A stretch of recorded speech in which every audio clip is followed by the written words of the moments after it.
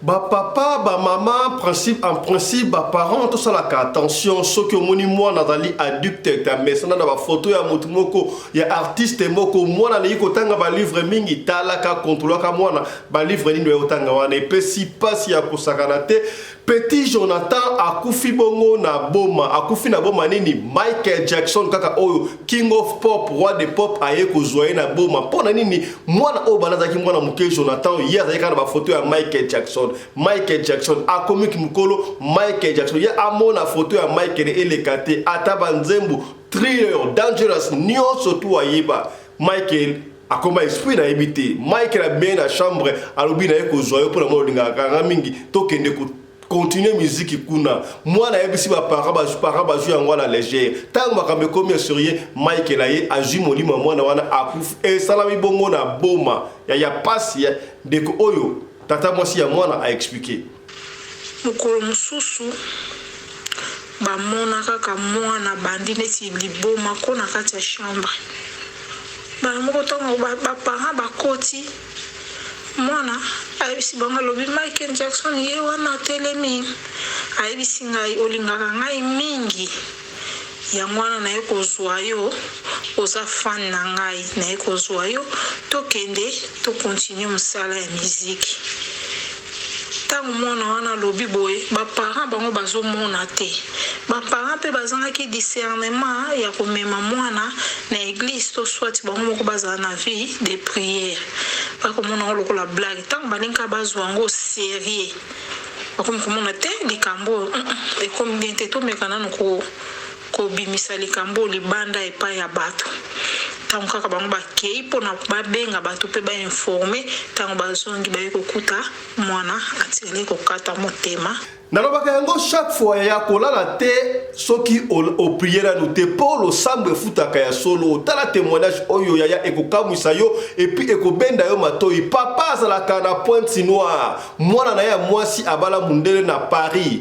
papa na koma Paris te kasi abengi mwana na telefone na ye mami comment ça va boni ba travaux oyo obane kosala pembeni ya ndako na yo mwana tuni papa ba travaux ni abi oh yo ndako na ba travaux te kota terrasse mo zali osa ba travaux la terrasse mo ko na papa na ibaka mo atabi mwana ndako na la couleur a pembe te est-ce que horloge na yo la couleur a boyete apesi papa na ye apesi mwana na ye donc disposition ya ndako na yo c'est mwana biso to yaka wana omoni terrasse pembe ni wana to sala ka ba réunion na biso wana tangu suku to yaka ndako na yo ko sala ba réunion tala niveau ya kindoki mwana akoyi makali kali. Voici l'homme a expliqué. Yaya, papa na yokoza ndoki na yo, mama na yo, ndeko na lokola. Lelo était yabino, voici l'homme a expliqué. Papa o ya botaye abenga ye mukolo mu sera za epa na ye na Paris, na France, na nda una ye na ya mundele. Papa zo benge na point noir zo tuna ye boni ba travaux babandaki osala sima yanda una yo na France. Mwana tuni ba travaux babande osala sima yanda una ngai yo poto na no yete. Comment oye baba travaux bazo a boli boyo ko so ba sambla papa bandi ko explique omoni nda udayo na simezana kamwa mayi mo ele kakawana ba tracteur bande osala ba travaux wan ndena zo tuna suki ba silis effectivement nda oneza bongo c'est retourne papa qu'est-ce que tu racontes na expliquer yo nda unayo na kati eza couleur ya pembe te na salon na uzana boye te mbeto na yo eza boye te tala boye te na kati ya chambre uzana montre mo una mire te uzana elo oboye te lere papa décrire ndako sera lubina koina se papa yebisiye chaque butu toyaka des fois to sala réunion na terrasse moi mayele asima yanda onewa d'ailleurs to fanda apenanda onewa to sala amisala so ina tupo mikolo na ye ite nde na zo besuki ba travaux na esilu be bazo sala kaka enfin makambo yango to mona ki lokola ma sekisika boye bandi kokokisama to esaki bino ba catholique ba priaki to ba sinaki boni sika boye il n'y a plus de lien des frontières entre Batu na Banyama, Mutakoba na Nyama, Nyamakoba na Motu, Tala Awa, Batmouana, jeune fille Oyo, Abalimbwa, Yaya, quelle sodomie, Mokile commune à Souka, Ye Asali mariage Namboa, na ebite Mboa, Aliko Boya, Mboa comprendre que on ne peut pas épouser un homme, Tonnerini, Tala Makabe, ou le cas, moi si Abalimbwa, Souka Nango Kozala, Nenini, Yaya, il faut prier pour. Là d'ailleurs, c'est très mauvais. Donc on se dit qu'on a une émission, il y a Lélo. Tokende na France, précisément na Paris, et pas wapi manifestation salamaki contre la 3e guerre mondiale. Vous vous rappelez Makambo Oyo Papa ya Suisse Alobaki que cet homme-là Mokondiambo Kawana a incarné même Elongi Pende à Kadiam Pemba. Alobi a commis prêt président de France pour atteindre Koutou ba troupe na sol ba kende ko sa relier na Ukraine ba bundisa bongo URSS to Russie. Yana pour moi qui presque 3e guerre mondiale batu baboyi yango basali manifestation abino guerre wana etali bisoti mais pour nani yé azokanga makaka asa la guerre na Russie. Et vous allez comprendre batu ba se manifester baboyi yango, ça c'est pour vous montrer que voilà comment est-ce que ba tindi ba avion de chasse ba char pour la Russie pour la Ukraine pardon babundana Russie mais chez biso Rwanda, Burundi, Uganda baliko malmené biso même ba Kenya attaque munitions moko batindité pour vous, c'est pour vous dire que Congo c'est la terre promise, nous devons nous défendre nous-mêmes sans biso mamaming. On va y revenir dans cette émission mesdames et messieurs. Ils étaient plus d'1 millier de manifestants au départ de la place du Palais Royal, direction place de Fontenoy à Paris où nous nous trouvons actuellement. Ces manifestants mettent en garde contre le déclenchement de la 3e guerre mondiale. Après les propos belliqueux d'Emmanuel Macron envers la Russie, le président de la République a en effet il y a une dizaine de jours proposé l'idée d'envoyer des troupes militaires au sol en Ukraine pour y affronter l'armée russe. Une proposition soutenue par aucun des principaux alliés français. Isolé dans sa rhétorique va-t-en-guerre, le locataire de l'Elysée persiste en affirmant qu'il n'y a aucune ligne rouge dans le soutien de la France à l'Ukraine. Comprenez même pas l'arme nucléaire, inadmissible, irresponsable et dangereux selon l'organisateur de cette manifestation. Il vaut mieux, pour essayer de faire parler de soi, il faut raconter des dingueries comme je vais envoyer des troupes au sol, personne ne dit ça. Il a plutôt été recadré d'ailleurs par beaucoup de pays. Tolo Mwasika na France, na Burkina Faso et pas wapi, le capitaine Ibrahim Traoré continue à nous impressionner papa. Très bientôt, en 2024, Oyo Bakosala Bongo usine à fabrication de véhicules électriques au Burkina Faso. Quelle évolution! Est-ce que le dirigeant africain, beaucoup d'exemples, Oyo Burkina Faso, Pona, Toke Diboso, l'Afrique va redevenir la première puissance économique du monde. Tenez bon. Soit l'idée à Burkina Faso, on va y arriver. Donc, on a une émission, il y a Lilo. Donc, un programme spécial de bus pour pouvoir alléger ce problème-là. Je pense qu'il y a un gros programme aussi à venir en 2024 là, qui va nous permettre d'économiser beaucoup. On veut mettre en place une usine de production de véhicules électriques ici. Normalement, avant la fin de l'année, cette usine doit être prête aussi. J'ai reçu donc ceux-là qui sont les promoteurs et tout, pour les donner le délai de que ce soit prêt en 2024.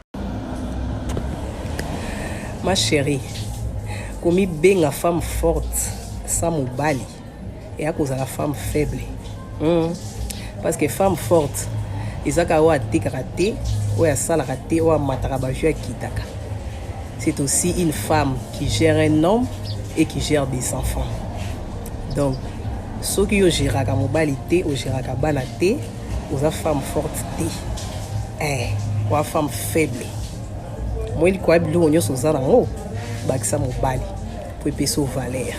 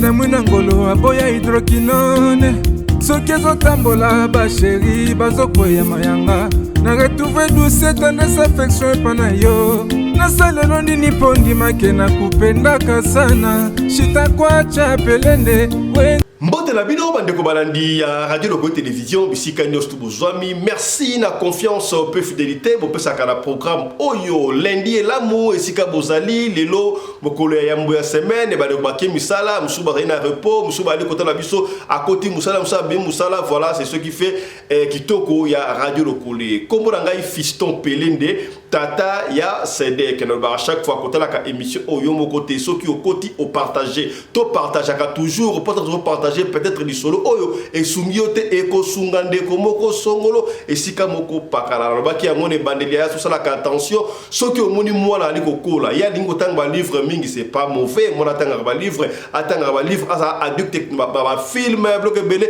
ba film d'horreur ba photo ya ba musicien ba photo bo salaka attention idole et idolâtrie et les kakate pour ebenda kabakamutala parce que petit Jonathan a koufi na bomba na Congo central Michael Jackson kaka moko oyo aye kozwai solo ale kopesa o passe écouter ya batu mingi bokolanda yango passe na motema kasi yango toko bakuna to ko développer bongo ba titre oyo bomoni bongo na sommaire.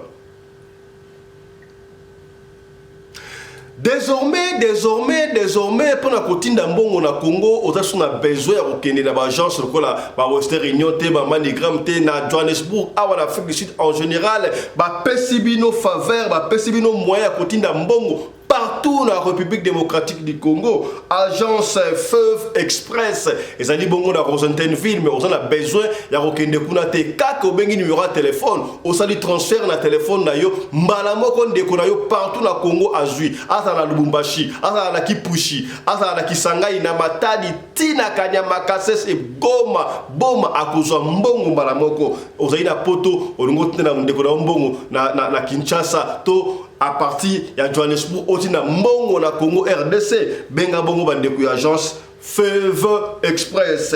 Ba numéro na bango ya kwese koleka wana kasi likambute okobenga bongo ndeko Judith pour na Johannesburg transfert d'argent basali mibale okobenga ndeko Judith. Nous profitons pour saluer ndeko Judith. Benga ndeko Judith na plus 27 78 79 53 235 wana ndeko Judith asali yemo côté asali pena ndeko Belinda okobenga Judith to okobenga bongo ndeko Belinda. Numéro 1 ndeko Belinda asali plus 27 68 45 63 157 wala bandeko ya Johannesburg kasi ndeko Lucien azali bongo na mboka ya Ngumba Kinshasa yo ndeko na Kinshasa olingo tina ndeko na mbongo na Afrique du Sud benga kaka Lucien osali M-Pesa to Orange Money mbaramoko ndeko za partout en Afrique du Sud akozwa mbongo. Numéro 1 ndeko Lucien ezali plus 243 81 31 44 003 wana ndeko Lucien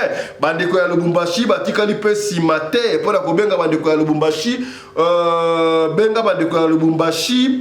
Voilà, on va chercher le numéro ya bandeko ya Lubumbashi Wantanshi. Voilà, ndeko ya Lubumbashi comme on a mami sœur mami on a Lubumbashi benga sœur mami na numéro au plus 243 81 17 43 388 vous avez un mami na Lubumbashi yaya au salika un peu ça on a besoin de oya d'agence transfert d'argent kaka yaya au salika un peu ça pas mami et pas Lucien malaboko na Johannesburg awa ndeko na aussi partout na Afrique du Sud Cape Town mafiking akuzwa to posa na Afrique du Sud awa olingo tinda mbongo na Congo partout na Congo yo benga na yo kaka ndeko Belinda obengi ndeko Belinda to po bengi ndeko Judith bako sunga yo Feuve Express. Voilà ya bana mboka transfert d'argent autre ba quitter tolobi voilà. Banda liboso na makambu oyo esalami na mokili oyo tosaki bino ke ba katoliko basinyaki bongo sikawa ke ya plus de frontières entre Banyama na batu babane route ko baptiser Banyama.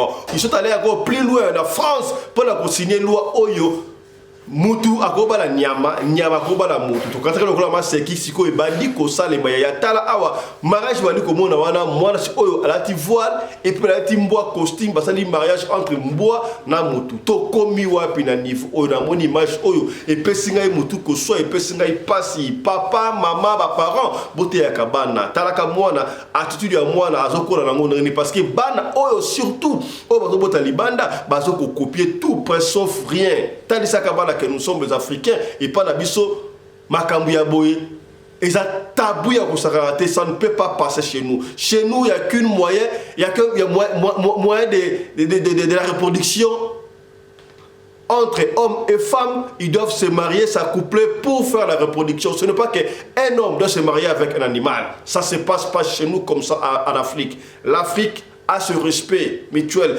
L'Afrique a ce respect ancestral. L'Afrique a ce respect des dieux créateurs. Nzambiampungu, le dieu créateur. L'Afrique doit rester Afrique, naba culture africaine. Est-ce que commis, vous m'avez bien entendu, Talamakambi Aboye, Sika Aboye, Yaya, Obala, Nyama, Bokosuka, Ndengenini, ça c'est trop suspect. Tenez bon, l'Afrique peut vivre sans Europe.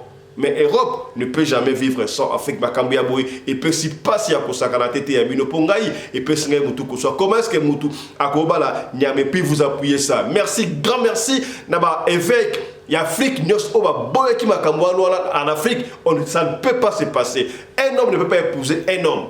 Une femme ne peut pas épouser une femme. Une femme doit épouser un homme pour la reproduction. Il y a fruit, il y a bolongo, moi normal. Est-ce que vous commis? C'est que bien, tellement et peut si ma la montée. Tout que nesika boye na mboka ya France et pas wapi manifestation munene basali ya ngokuna contre la 3e guerre mondiale. Pourquoi on dit contre la 3e guerre mondiale, pardon, rappelez-vous qu'en Ukraine déjà, guerre oyo, c'est-à-dire que bundama entre Russie na Ukraine, oui, tout le Ukraine, mais na anda Ukraine, to na sima Ukraine, ba multinationaux, ba pays presque nyo surtout, et ça soutenir Ukraine. Alors, dirons-nous que la Russie est très forte parce qu'il va donc kokaité. Voilà, ba otinda ba armes. Ba munitions, ba chars, surtout pour la Russie, à Bundisabon, pendant Ukraine, pardon, à Bundisabon, Russie, mais allez aussi mbaté. Alors, pour aller encore plus loin, France Sikoyo, alors bien commis prêt à l'ingui à côté, à personne mention, dans le Parlement européen, dans la NATO, pour les beaucoup de la. Parlement, Sikoyo, nous sommes prêts. Il n'y a plus de frontières, il n'y a plus de lunes rouges, tout le monde soldats sur sol. Au sol, les soldats français se rallier à l'Ukraine contre la Russie parce que c'est comme si en Ukraine il n'y a plus de soldats comme Sili Bangon de Sotuyaya. Dans l'accident de l'image, comment est-ce que la population française, pourquoi est-ce que la guerre wana bino français état de biso na nini c'est l'Ukraine qui est en train de se battre dans la Russie biso état de biso na makama boy makama même ba parents il y a des soldats français balingi yango te est-ce que koleka on ne sait pas pourquoi est-ce que le président Macron a aussi appuyé le makama on a rappelez-vous de ce que papa a su Salobaki. L'incarnation de cet homme-là, et ça peut être Naïwan, je ne sais pas. Mon papa est juste. Mais je vous ai montré ça. Pour la Sabine, en Ukraine, bazo bunda quand même. Batner bango munitions quand même bunda et cela ne suffit pas. Balingi batinda même ba troupe au sol, ba que nous bunda contre Russie. Au moment chez nous, tout le monde y a un rapport ba pingue bima, le Rwanda, Ouganda, Burundi, ajouté même ba Kenya, tout ba kiwana, ba yiko bunsa, c'est la pire hima touti. Mais même pas une minutieuse athée, même pas charbon, même pas koloba, qu'on dénonce le problème, on a qui a un awa mena kudakan, pona filmer va supporter ça qui problème. Donc pourquoi? Ça c'est pour vous montrer que tout le monde est contre la République démocratique du Congo. Yaya, ceux qui doivent soulever des bisomoko, alors force à vous, nos vaillants combattants, force à vous, le phare de Sika Bozaliwa. Yaya, unissons-nous pour sauver notre mère. La mère qui nous a tous mis au monde, c'est le Congo. Ceux qui doivent pour Congo, Moutoumo, ça n'a pas sauté ailleurs. Moko, tous la Kabatu. Vous savez, hein? La guerre est le Kawana. Vous croyez-vous que Rwanda va couper? Croyez-vous que Ouganda va couper? Belé, Burundi, même Kenya va couper belé à Kosakanate. Mais pourquoi on n'en parle pas? Avez-vous déjà vu un peuple rwandais, ougandais? Ah bah non, vous critiquer. Non, c'est vrai. Tu peux aimer le pouvoir en place ou pas, mais comme Armia, Boalou Badji Tunga. nos confrères, journalistes, animateurs, leaders d'opinion, quand vous parlez, toute vérité n'est pas bonne à dire. Thomas pour profiter, pour protéger patrie Nabiso. C'est la seule patrie au Tikal Nango. Seul oyo, ancêtre Nabiso, Tikal Nabiso, autre Tikal Nabiso. Ce qui doit dire qu'on dénoncer, qu'on critiquer. Rappelez-vous, guerre c'est la guerre physique, qu'on appelle la guerre médiatique. Biso niveau Nabiso, tout ça la guerre médiatique. Favorisez toujours les FARDC.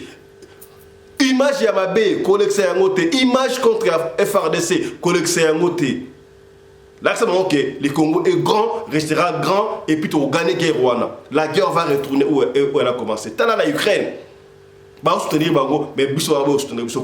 Tout le monde a écouté. Tout comme qui a un la Belgique, Oyo, ce qu'on a un musée colonial na Belgique, na Bruxelles, au Congo n'a jamais tribu au Baloba Banyamoulengue Zalakate. Mais les Belges, les Fandaniens, les Banyamoulengue, les Bima, or, ils n'ont pas existé à l'époque là. Bafanda ka njoka bango pe ba sombaka ba minéraux oyo Rwanda tekela bango. Vous comprenez la vérité, vous comprenez le complot. Troisième guerre zalité.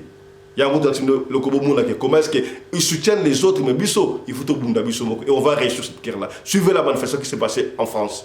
Ils étaient plus d'1 millier de manifestants au départ de la place du Palais Royal, direction place de Fontenoy à Paris où nous nous trouvons actuellement. Ces manifestants mettent en garde contre le déclenchement de la Troisième Guerre mondiale après les propos belliqueux d'Emmanuel Macron envers la Russie. Le président de la République a en effet, il y a une dizaine de jours, proposé l'idée d'envoyer des troupes militaires au sol en Ukraine pour y affronter l'armée russe. Une proposition soutenu par aucun des principaux alliés français.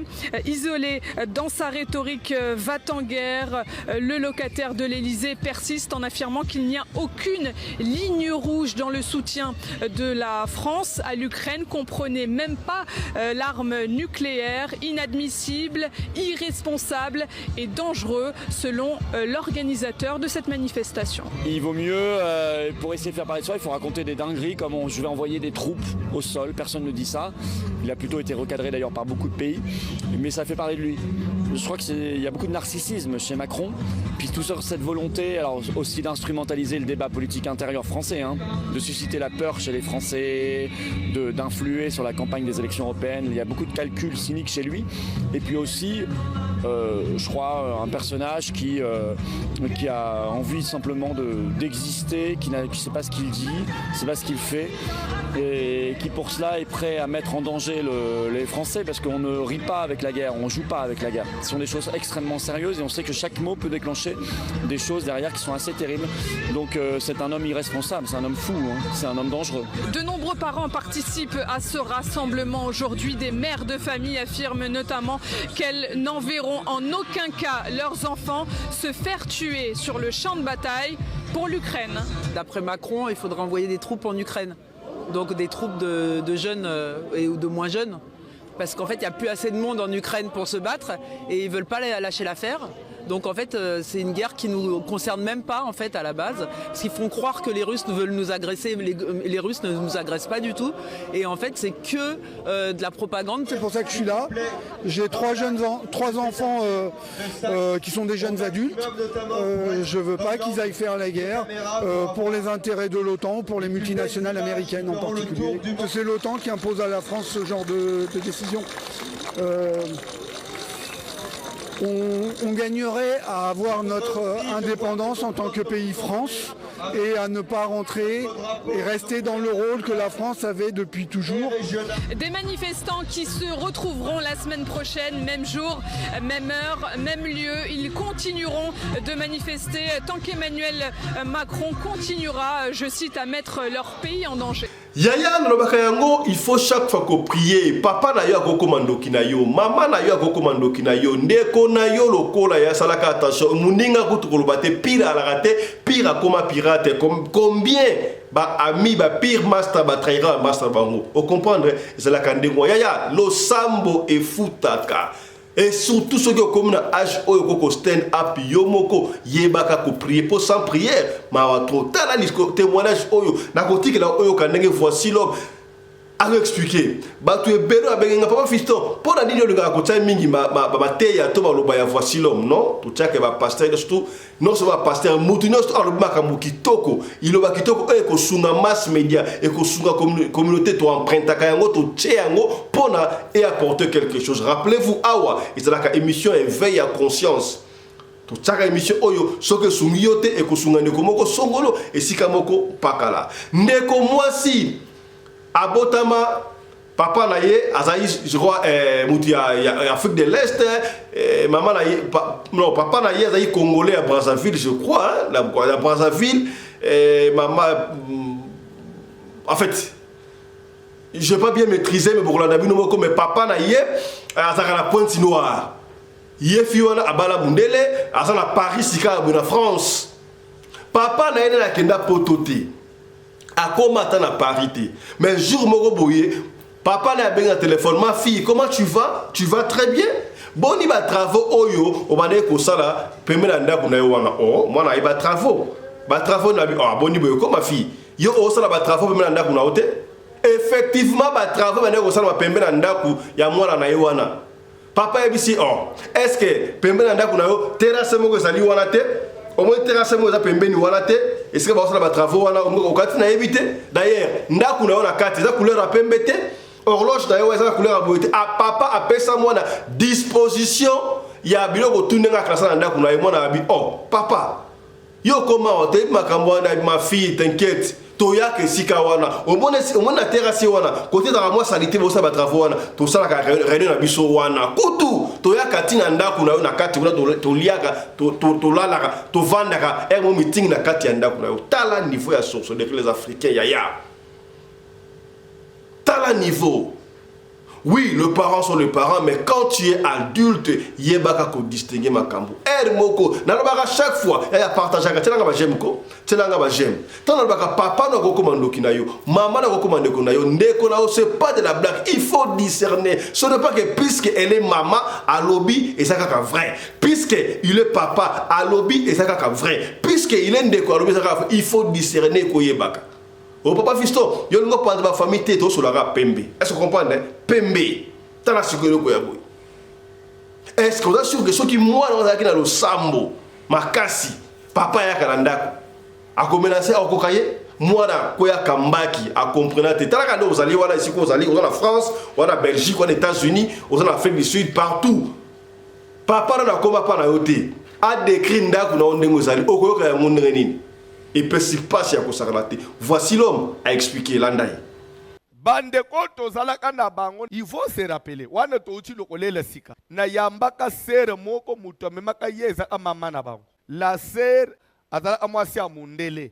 Son papa était si c'est Camerounais mais a résidé à Pointe-Noire. Maman na ye azala ya RDC. Sera pesa un témoignage na butu wana ya que papa o ya botaye abenga ye mukolomu sera za epa na ye na Paris na France na nda una ye na ya mundele papa zo benge na Pointe-Noire zo tuna ye boni ba travaux babandaki osala sima yanda una yo na France mwana tuni ba travaux babanda osala sima yanda una nga yo poto na no yete koma o ye ba travaux bazo boni boyo ko osala ba sambla papa bandi ko explique o moni nda udayo na simezana kamwa mai mo ele kakawana ba tracteur bande osala ba travaux wan ndena zo tuna suki ba silisi effectivement nda oneza bongo sera tu papa qu'est-ce que tu racontes na expliquer yo nda unayo na kati eza couleur pembete na salon na uzana boy te mbeto na yo eza boy te tala boy te na kati ya chambre uzana montre mo una mire te uzana elo oboy te lere papa décrire ndako sera lubina ko inase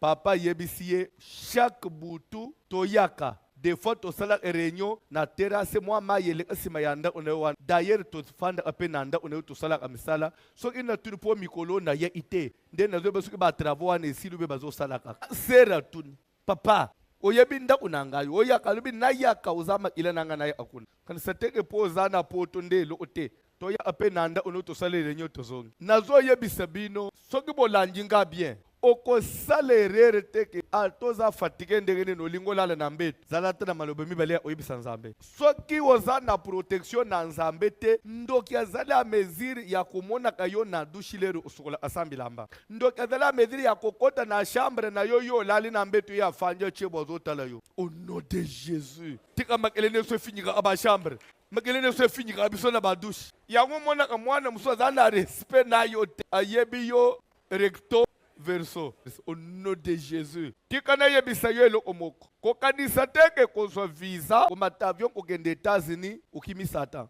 to okimi kindoki biloko wana tozalaki kokroire rango kala que voyager se tenir loin de la famille se fuir la sorcellerie se mettre à l'abri de la sorcellerie mensonge le sorcier pour t'ensorceler n'a pas besoin de ta présence. Le diable pour te manipuler n'a pas besoin de te voir. On n'ensorcelle pas quelqu'un parce qu'il est là présent, mais on ensorcelle quelqu'un au moyen du sang qu'il porte. C'est le sang qui nous rapproche, c'est le sang qui nous attache. Donc il y a famille no poids lokayo, il n'a pas besoin de te connaître les noms. Okobota mwana na poto, ba yebiete, ba mona ye nanu na mboka te. Mais lere batele makana mesa na bango ya kindo ki bazo boaka basakaka. Baloba mwana nyonso azana makila na biso. Azala mobala azala mwasi. Bisika nyonso kokozala. Parce que azana makila na biso. Tika makambo na biso elanda ye. Pe makambo ezi mwana na yo. Sanko yeba ye. C'est pourquoi kokanisa teke kokoma na ishase kolungwa mboka oza labri ya kindoki. Oh, ngana kwenda ngambo ate bakende koloka ngai. Me baloka kayo memao. Depo ozala vini ni ozana ngwe zote ske baloka kayo te. Kotala ka vi ozana si baloki yo pe simba yo. Tokende sika boye na Burkina Faso et pa wapi le capitaine Ibrahim Traoré continue à nous impressionner. Papa kuna Burkina Faso est comme un modèle pour l'Afrique. Désormais, quand Canada 2024 oyo ba monter bongo usine ya fabrication de véhicules électriques. T'as la évolution. T'as l'ambition des chefs. Il n'y a pas de mauvais troupes, il n'y a qu'à de mauvais dirigeants. Pendant que nous nous battons pour la pendant que nous nous battons pendant que nous nous battons normal, concentrons-nous pour la poursuite de la guerre et évoluer le pays. Pendant que les trahisseurs allaient, même si les trahisseurs allaient, on dénonce même bateau trahir. Mais c'est comme si rien ne se passe. Dans Burkina Faso, les pays avancent. Rappelez-vous que le président Ibrahim Traoré a pris le pouvoir dans le coup d'État. Mais c'est plein que talaba exploit que ça soit moyen de nos pouvoirs. Ce que c'est pas cette population. Tu travailles pour l'intérêt de la nation. Tu travailles pour l'intérêt du pays. Batuba kozala derrière yo. Est-ce que komi to solika pembe. Landa Maloba, il y a président Ibrahim Traoré, président à l'intérim, il y a Burkina Faso. Suivez. Donc un programme spécial de bus pour pouvoir alléger ce problème-là. Je pense qu'il y a un gros programme aussi à venir en 2024 là, qui va nous permettre d'économiser beaucoup. On veut mettre en place une usine de production de véhicules électriques ici. Normalement, avant la fin de l'année, cette usine doit être prête aussi. J'ai reçu donc ceux-là qui les promoteurs et tout, pour les donner le délai de que ce soit prêt en 2024. Quand on prend le carburant du gouvernement seulement, ce qu'on consomme en carburant, c'est trop. C'est beaucoup parce que c'est des milliers de véhicules. Et on va changer tous les véhicules du gouvernement en véhicules électriques. Et je pense qu'on fera de l'économie donc dans le carburant qui doit permettre de faire autre chose. Pour les PDI, en tout cas, la région a connu de la turbulence, surtout en 2023. Et je pense que les FDS sont à saluer. Il y a eu beaucoup d'efforts. On a injecté quand même beaucoup de force dans la zone pour pouvoir faire retourner le maximum de PDI dans certaines communes. Et ça continue. Et c'est le lieu pour moi donc de dire que, comme il a dit, environ 80% sont reconquis. Il faut maintenant consolider. C'est cette phase qui est en cours. Il faut consolider ce qui est reconquis avant de se projeter à l'avant. Et comment consolider? Hier, je disais aux responsables coutumiers religieux et aux chefs de circonscription administrative que tout le monde doit se mettre dans la guerre. Se mettre dans la guerre, ce n'est pas forcément prendre la Kalachnikov. Les VDP ont décidé, ils sont dedans. Pour la question de dédouanement et de port sec pour les opérateurs, nous allons voir ça avec le ministre du Commerce et de l'économie, comment ça peut se faire. Retenez aussi qu'il y a ce volet de digitalisation qui nous tient à cœur, qui est un secteur très important, mais aussi que les gens ne voulaient pas. Beaucoup de gens ne voulaient pas. Mais je pense qu'avec ça, ça doit pouvoir permettre de résoudre ce problème-là. Si à la digitalisation, je ne pense pas que c'est nécessaire de venir jusqu'à Ouagadougou pour dédonner quelque chose et puis revenir à Tinkodougou. Ça peut se faire à la frontière et les ressources vont partir directement au trésor. L'électricité, c'est un problème, c'est l'énergie en général. Bon, nous sommes en train de miser beaucoup sur le solaire. Certaines centrales sont en train d'être construites. Mais vous savez aussi que nous sommes en train de prospecter d'autres types de sources d'énergie. Voilà. Actuellement, nous avons parlé du nucléaire avec la Russie. Mais ça, c'est, je dirais, à moyen ou long terme. Mais dans l'immédiat aussi, nous sommes en train de négocier avec le Niger parce qu'ils ont plusieurs sources d'énergie. Ils ont le charbon, voilà, en plus du pétrole et tout. Nous sommes en train de voir qu'est-ce qu'on peut mettre en commun dans l'AES ici pour être indépendant du point de vue énergétique. Il faut qu'on soit autonome sur le point de vue énergétique pour permettre aux opérateurs de créer les industries. S'ils créent aussi qu'il n'y a pas d'énergie à moindre coût, ça devient très compliqué. C'est la population qui va supporter les coûts. Donc c'est plusieurs choses qu'on est en train de faire en même temps. Et je pense que les réflexions vont bon train pour pouvoir créer le maximum. Maintenant, revenons à nos braves agriculteurs. Je pense que l'intervention est claire, limpide. Et ici, parlant des semences, il faut saluer donc nos chercheurs qui font du travail exceptionnel mais qui n'étaient pas reconnus. Aujourd'hui, nous sommes en train de les valoriser. Et nous sommes en train de valoriser les producteurs sémenciers pour qu'ils produisent beaucoup de semences. Vous voyez, même le blé qui est cultivé ici, c'est des semences produites ici. Et les gens, à côté du champ de blé, même, il y a un champ de semences qui est à côté. Il y a le blé pour la consommation, mais le blé aussi pour la semence de l'année prochaine. Et ça se fait un peu partout. Beaucoup d'autres semences, que ce soit le maïs. Les chercheurs ont trouvé de bonnes variétés qui s'adaptent un peu partout. Et nous sommes en train de les valoriser actuellement, de leur permettre d'avoir de bons laboratoires et de créer toujours les bonnes semences pour que ça puisse s'adapter à notre climat. Donc soyez rassurés. Revenons au problème d'engrais et d'intrants de matériel agricole. Une réforme de la CAIMA s'impose. Et je suis sur ça personnellement. Actuellement même, le DG de la CAIMA est en mission quelque part pour la question des engrais. Et ça va nous entraîner dans une grosse réforme dans le monde donc, de l'agriculture. Parce que j'ai rencontré, quand on prend les producteurs de coton, je les ai rencontrés l'UNPCB il n'y a pas longtemps. J'ai eu très mal quand ils m'ont dit que près de 50% des producteurs de coton n'ont rien eu cette année. C'est négatif. Ils produisent mais ne gagnent rien. Et cela est dû au fait du prix de l'engrais et du système même. Voilà. Et donc, on va casser ce système-là. Ça va faire des gorges chaudes. Cette année, on est déjà en retard par rapport au coton. Mais dès que la saison finit, il va falloir casser ce système. Parce qu'un producteur de coton, il est obligé de prendre l'engrais avec la structure cotonnière et le coût semble élevé par rapport aux autres qui peuvent trouver ça ailleurs. Et ça ne l'arrange pas. Donc il passe toute l'année à cultiver et en fin d'année, il n'a rien. Il a cultivé juste pour les autres. Donc cette année, c'est même pas sûr que beaucoup vont cultiver le coton, pendant que l'État subventionne beaucoup cette culture aussi. Donc nous sommes en train de faire la réforme de la CAIMA pour que ce soit les intrants agricoles, alors qu'on puisse donner ça à moindre coût aux producteurs. Le patriotisme fait défaut chez certaines personnes, il faut le reconnaître.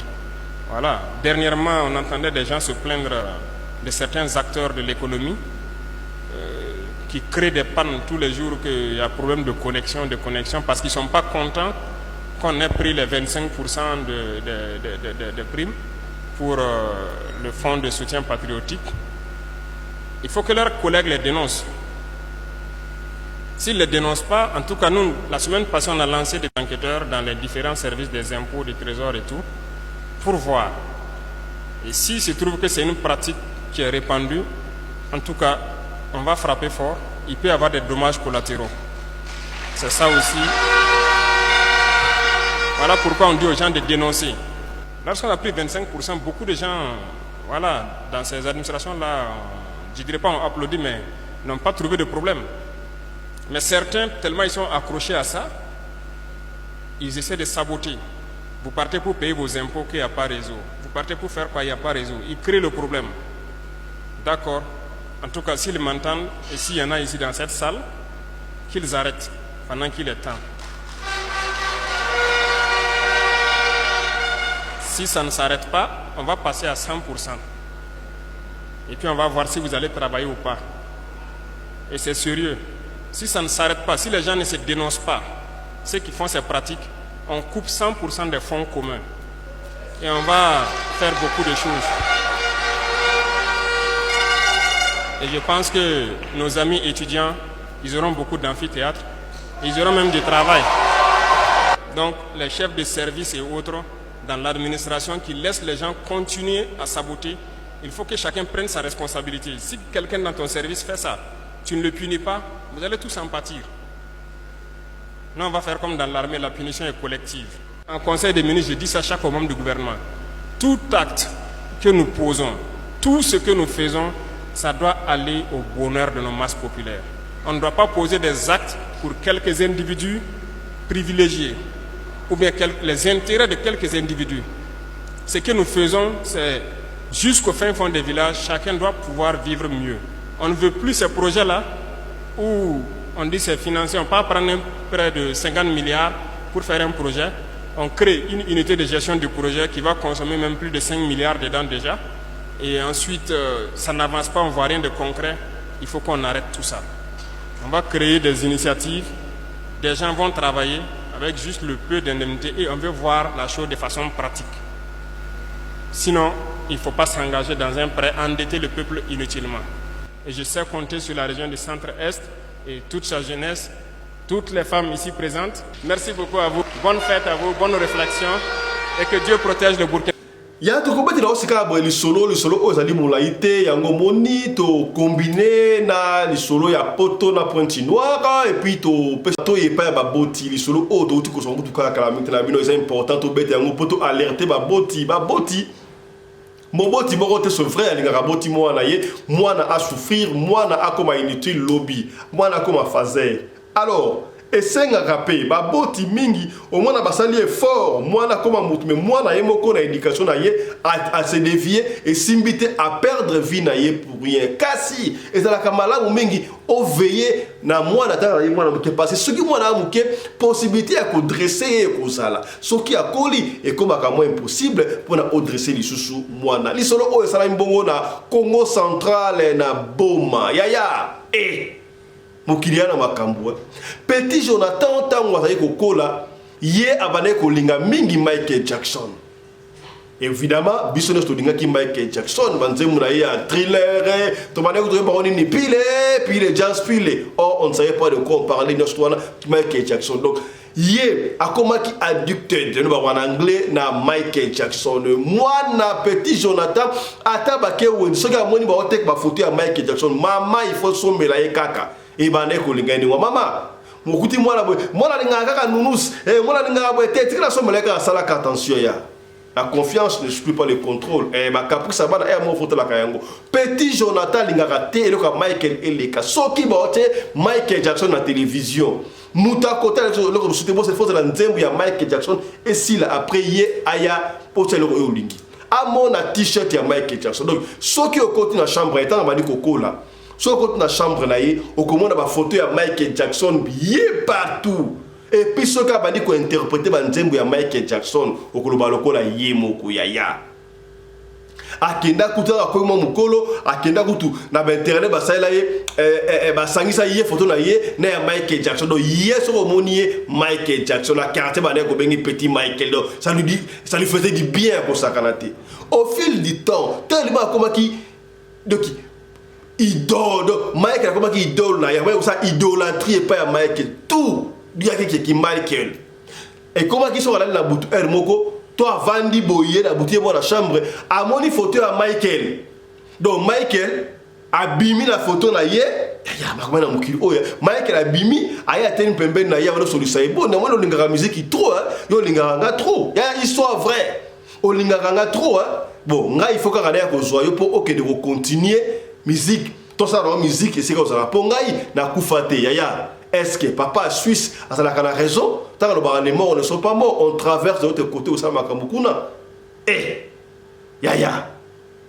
moi ça bon de moi tout à bosso afin d'igner à l'obélo moroté deuxième et comment qui fréquente de moi là allez moi d'ailleurs que soit parents papa maman tala soki ngana lali na monaka Michael Jackson on a Michael Jackson ba photo ote ba photo Michael a bimaka ba photo oyo aye kosoana nga ono alinga kosoa ngai poto kende na kitoke côté musique ici qui azalaka oh faut que le bandé oh er moko faut marathon moni to so la pena boy to so la pena boy o mona photo Mike zo lo bana ngai ngapa na lo bana yi na muno nini o na kikongo mona lingala Mike na ba kikongo na lingala na langue oyo koyoka mais Michael Jackson na voix na yeka kawana ay ABC bango me ngana ABC Mike yo kufa okozo bimandenge nyo kosola na ngai yo kufa to sa na musique ndenge ni ngana lingaka de musique oyo ya bi oui na mono lingaka musique oyo ngai yango wana lingi vraiment yo oya esika ngana zali pona obanda ko continuer musique oyo ngana salaka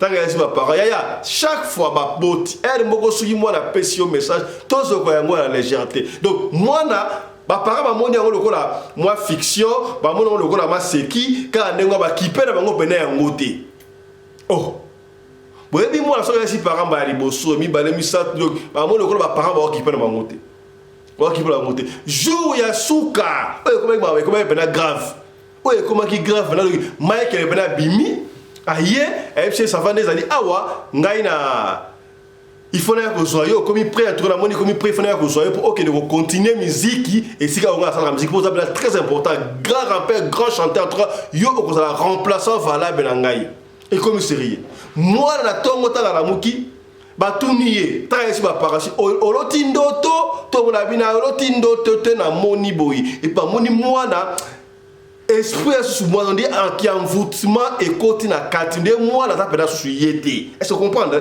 moi na peda sous yété c'est à partir de ce moment que mes parents ba ko zo moi conscience ba ke ko luka to luka basal na nzambe ba basal na nzambe ba ke ko luka basal na nzambe pa na tongo wana tango ba bimi ba ke ko luka basal na nzambe ba ko sambela pona mwana ko so ba zu panique batiki mo na chambre tango ba ke ko luka bazu ba pasteur ba ko zonga batala mwana ba kuti petit Jonathan alali tout droit na mbetu akagi tout droit na mbetu alati na bilamba na lokola ya Michael Jackson na chapa fini ki boye petit Michael est parti akufi ndenge wana Michael et salami na boma ya mukili o ezana makambo petit Michael akufi ndenge wana yango tata moi ça pesi li solo papa Fisto beta li solo o pona ko penier beta li solo o pona ko tali sa ba parents basalaka angele batalaka bana soki moi na pesi message ata moi na pesi message te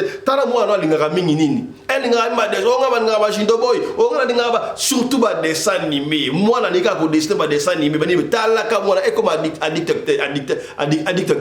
addicté pardon talaka oui c'est vrai moi na botanga ma livre moi na kosabe et ça que ye akanga maka eloko moko linga ça c'est très dangereux.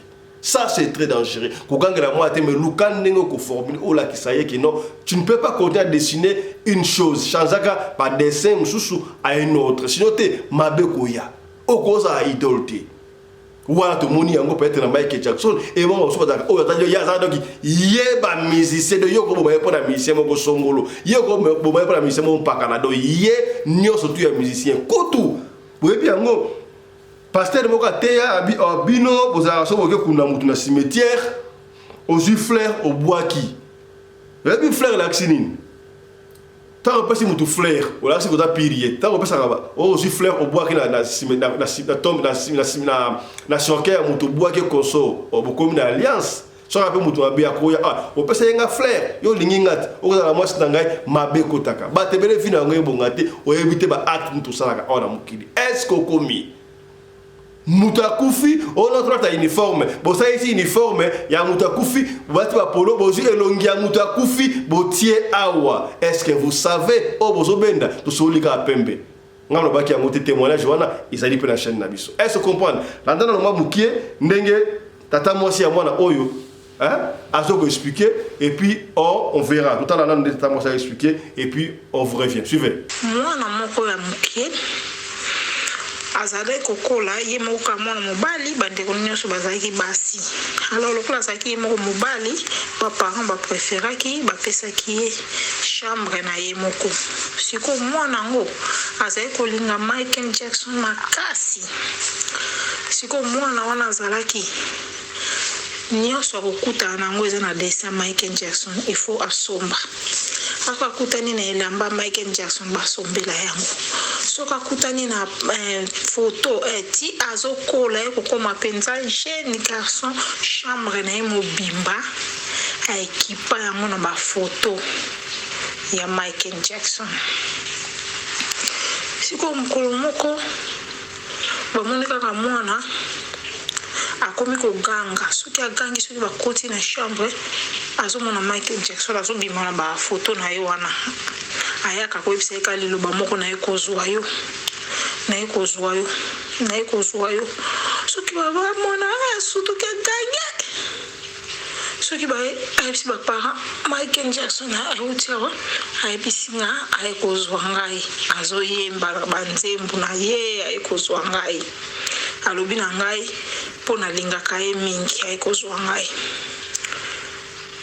Mokolo mosusu bamona kaka mwana bandi neti liboma ko na kati ya chambre bana moko ntango baparent bakoti mwana ayebisi bango alobi Michael Jackson ye wana atelemi ayebisi ngai olingaka ngai mingi yango wana naye kozwa yo oza fan na ngai naye kozwa yo tokende tokontinue mosala ya miziki.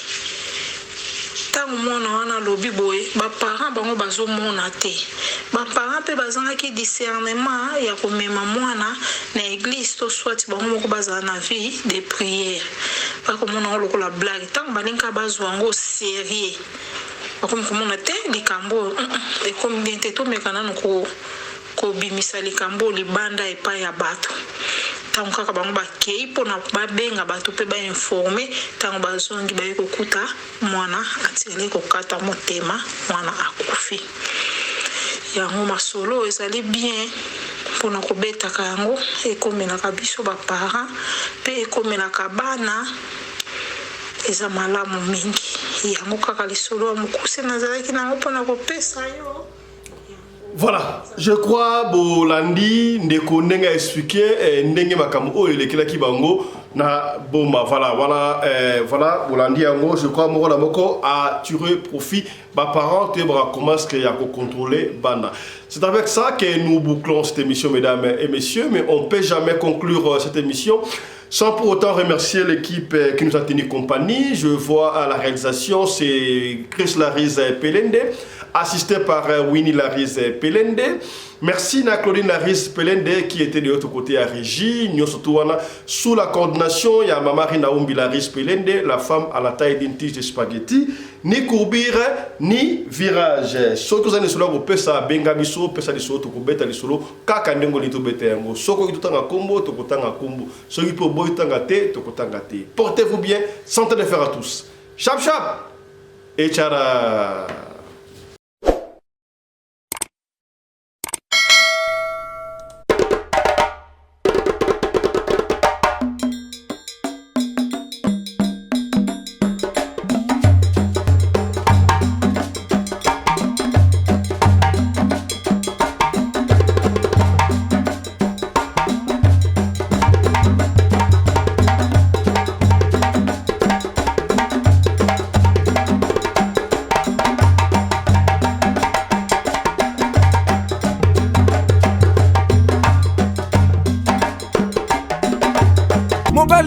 na mwina ngolo aboya hydroquinone soki ezotambola basheri bazokweya mayanga na retrouve douce tendresse affection epa na yo nasalelo nini mpo ndimake na kupendaka sana shitakwacha pelende wenjoro